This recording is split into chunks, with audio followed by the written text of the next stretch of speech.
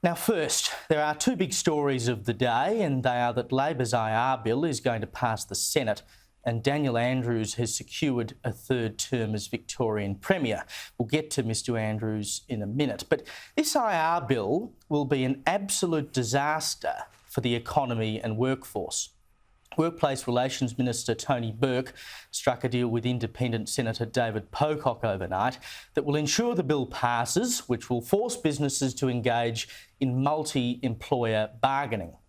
In simple terms, it means that all like businesses, say in the airline industry or the food prep industry or widget manufacturing, for all that it matters, would all be ultimately subject to the same terms and conditions of employment. All those businesses would have to negotiate as a group with the unions to reach one single agreement for everyone.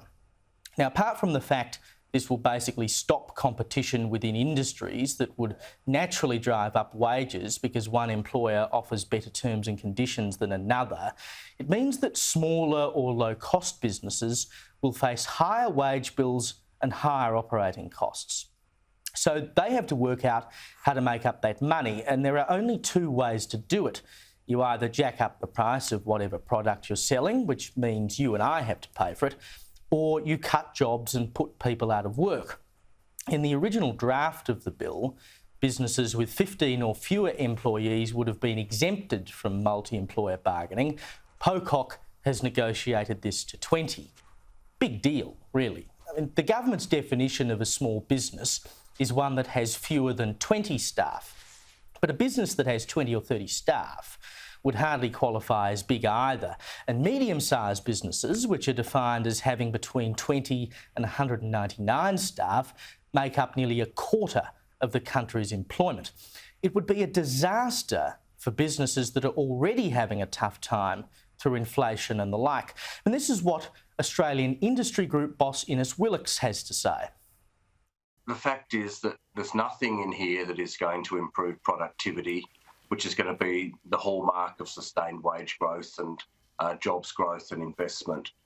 There's nothing here to give business certainty. In fact, all we're going to get here largely is going to be more disputes and more disruption. There's a lot here. We all focus on multi-party bargaining, but there's a lot else to it as well that needs to be worked through. Even Reserve Bank Governor Philip Lowe has warned against trying to raise wages too fast in light of high inflation. Another important lesson from history is that bringing inflation back down again once it becomes entrenched in people's expectations is very costly, and it almost certainly involves a recession, perhaps a severe recession. It's for these reasons that the Reserve Bank Board is resolute in its determination to return inflation to target, and we will do what's necessary to achieve that. The reality is that if you pump more money into the economy via much higher wages, people will spend it. And pumping more money into the economy only makes inflation worse.